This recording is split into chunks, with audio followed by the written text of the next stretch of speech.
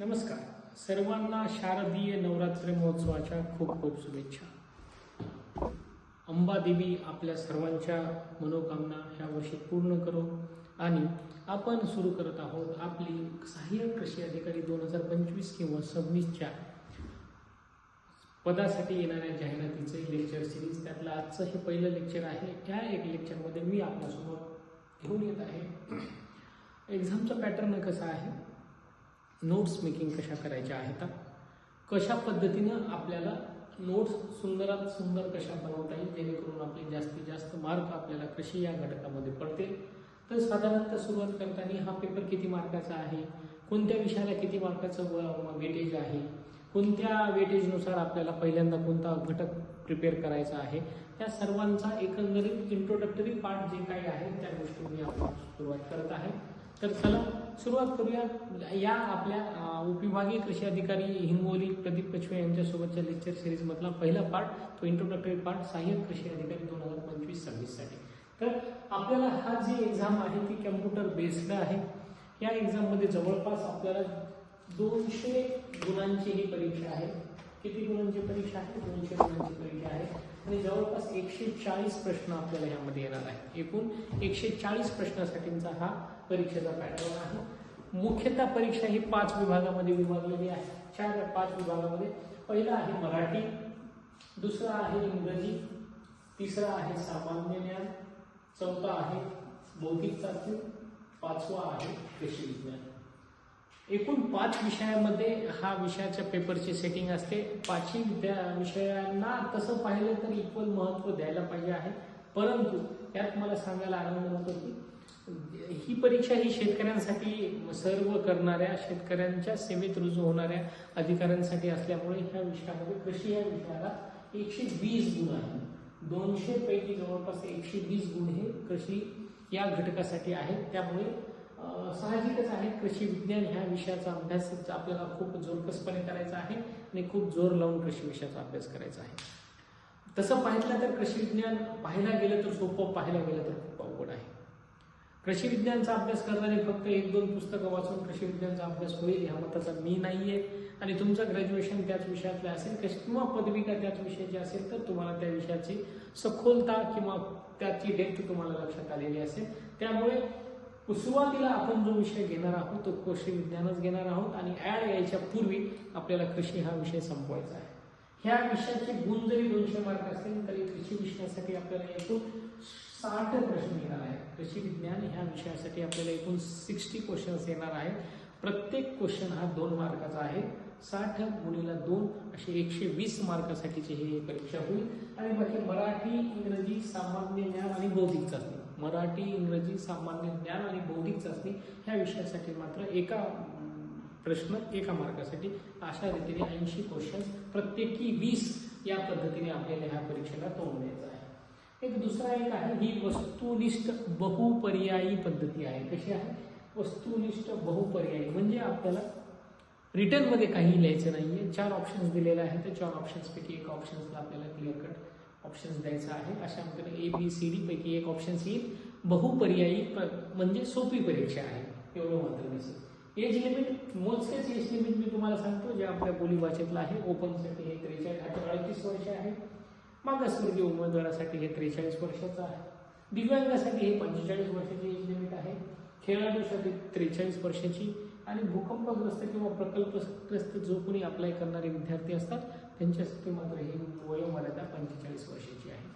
हे झालं फक्त एक्झामचा पेपर कसा आहे, पेपरची मार्क सिस्टीम कशी आहे आणि आपल्याला करायचं काय आहे।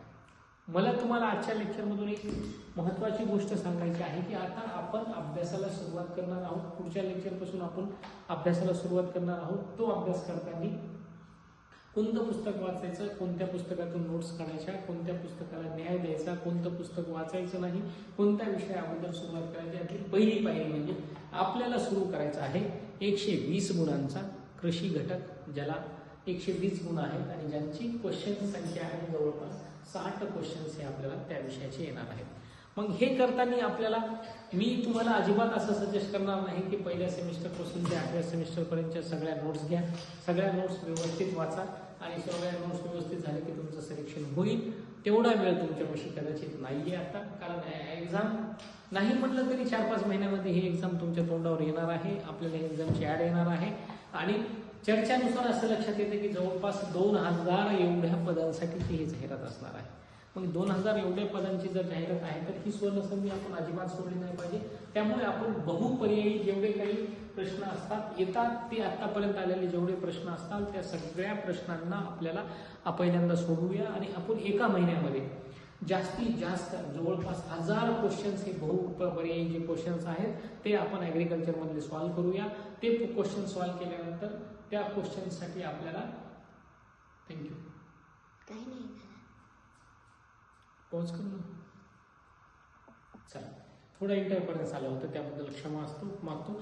बहुपर्यायी प्रश्नाच्या अवतीभोवती आपण छान अभ्यास करूया. जवळपास 1000 क्वेश्चन सोडवल्यानंतर आपल्याला लक्षात येईल, आपल्याला कॉन्फिडन्स सुद्धा बिल्ड होईल की आपण जे प्रश्न सोडवत आहोत त्या प्रश्नांची आपल्याला आता उकल होत आहे आणि ते प्रश्न पुढे आकार येत आहे. नोट्स काढताना मी आपणास विनंती करेल, जे सर्वांना सांगतो, माझ्या सिलेक्शनच्या काळात मी सांगितलं, नंतर जेव्हा मी लेक्चर घेतो तेव्हाही सांगतो, A4 साईजचे पेपर्स घ्यायचे. A4 साईजचा पेपर घ्यायचा. A4 साईजचे जवळपास 100 पेजेस घ्यायचे. 100 पेजेस घेऊन त्या A4 साईजच्या पेपरला स्पायरल बाइंडिंग मारायची. त्याला काय मारायचं? स्पायरल बाइंडिंग मारायची. नोट्स ठेवताना याला स्पायरल बाइंडिंग मारायची. दुसरा प्रश्न, जेव्हा तुम्हाला नोट्स मेकिंग करायचे आहेत तेव्हा दोन्ही साईडनं तुम्हाला त्याची मार्जिन्स फोल्ड करून घ्यायच्या. ही ह्या साईडनं जर मला लिहायचं असेल तर ही फोल्ड करणार आणि दुसऱ्या बॅक साईडनं मारायची असेल तर ती बॅक साईडची फोल्डिंग करणार. अशा दोन्ही फोल्डिंग करून घ्यायच्या. दोन्ही फोल्डिंग नंतर तुम्हाला लक्षात येईल ते हा मधला पॅच फक्त लक्षात राहतो, तो 4 बोट किंवा 6 बोटाच्याच ह्याच्यामध्ये आपल्याला लिहायचा आहे. कदाचित तुम्हाला इथे क्लिअर कट दिसत असेल, फक्त एवढ्या ह्याच्यामध्येच तुम्हाला लिहायचं आहे. हे कशासाठी लिहायचं आहे? जेव्हा आपण एवढ्यामध्येच लिहितो तेव्हा इकडचं मार्जिन कोरी मिळते, इकडची मार्जिन आपल्याला कोरी मिळते. ह्या दोन्ही मार्जिनला जसा जसला एक्झामचा प्रवास आपला वाढत जातो तसं तसं आपल्याला खूप मोठ्या प्रमाणामध्ये आपल्याला त्याच्यामध्ये ॲडिशन्स करायला मिळतं. त्यामुळे A4 साईजचे पेजेस घ्यायचे. 100 पेजेसला स्पायरल मारायचं. 100 पेजेसला स्पायरल मारल्यानंतर आपल्याला त्याच्यात खप्पे म्हणजे त्याला वेगवेगळे सेक्शन्स करायचे आहेत. वेगवेगळ्या सेक्शन्समध्ये आपल्याला प्रत्येक 10 पेजेस नंतर आपल्याला ॲग्रोनॉमी, त्याच्यानंतर सॉइल सायन्स, त्याच्यानंतर आपल्याला सॉइल सायन्स, त्यानंतर आपल्याला हॉर्टिकल्चर, त्यानंतर आपल्याला बॉटनी, त्यानंतर आपल्याला लक्षात येईल सीड टेक्नॉलॉजी,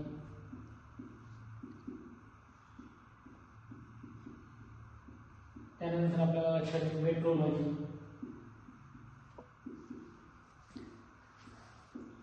त्यानंतर आपल्याला फील्ड क्रॉप्स, त्यानंतर आपल्याला हॉर्टिकल्चर क्रॉप,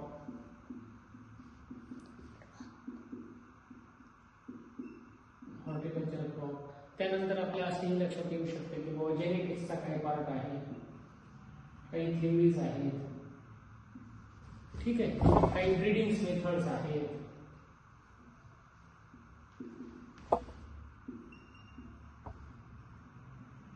आपल्याला पुन्हा लक्षात येईल ASDS चा काही पार्ट आहे,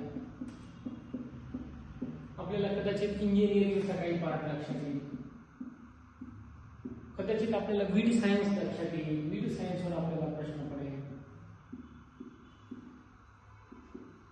कदाचित आपल्याला जॅम जेली प्रिपरेशनवर प्रश्न येईल, म्हणजे पोस्ट हार्वेस्ट टेक्नॉलॉजीवर आपल्याला प्रश्न येईल, पोस्ट हार्वेस्ट टेक्नॉलॉजीवर प्रश्न येईल.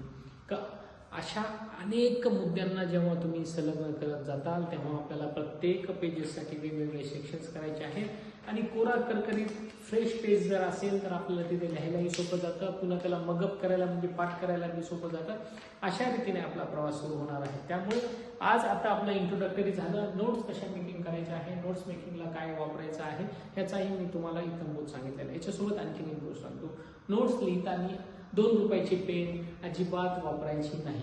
रेड पेन शक्यतो टाळायची आहे. आपण वापरताना ब्लॅक पेन आणि ब्ल्यू पेनचा वापर मोठ्या प्रमाणात करतात, कारण हा नोट जर कोणाला कॅरी करायची असेल किंवा कोणाला ट्रान्सफर करायची असेल, कोणाला त्याची झेरॉक्स कॉपी काढायची असेल तर ती आपल्याला झेरॉक्स कॉपी काढायला सोपी जाते. त्यामुळे आता मला वाटतं माझ्यासोबत ज्यांचा अभ्यासाचा प्रवास सुरू होणार आहे त्यांनी नोट्स कशा काढायच्या किंवा नोट्स कशा लिहायच्या या बाबतीत आपण इत्थंभूत माहिती दिलेली आहे. एक्झामचा पॅटर्न आपल्या नोट्सच्या पहिल्या पानावरच राहू द्या की मराठीला किती गुण आहेत, इंग्रजीला किती गुण आहेत, सामान्य विज्ञानाला किती गुण आहेत, बौद्धिक चाचणीला किती गुण आहेत, कृषी विज्ञानाला किती गुण आहेत. हे कशासाठी? ज्यांना सिलेबस माहीत असतो ते इतरत्र दुसरीकडे भरकटत नाहीत आणि ज्यांना सिलेबस पाठ नाही ते इतरत्र भरकटण्याचे खूप मोठे चान्सेस असतील, कारण हे विश्व खूप मोठं आहे. Agriculture is a vast syllabus आहे, हे तुम्ही यूजीमध्ये बी तुम्हाला माहीत आहे. त्यामुळे आपल्याला आपला सिलेबस आपल्याला माहीत पाहिजे. आपल्या सिलेबसानुसार आपल्या पहिल्या पेजवर जर हा सिलेबस असेल तर आपल्याला नेहमी तो आपल्या डोळ्याखालून जाईल आणि पहिल्या पेजपासून जे नंतरचे आपले 40-50 जे पेजेसवर जो अभ्यास होणार आहे तो आपला वस्तुनिष्ठ बहुपर्यायी जे काही प्रश्न असतील त्या प्रश्नांच्या बाबतीतला अभ्यास होणार आहे. उद्यापासून आपण सुरुवात करूया.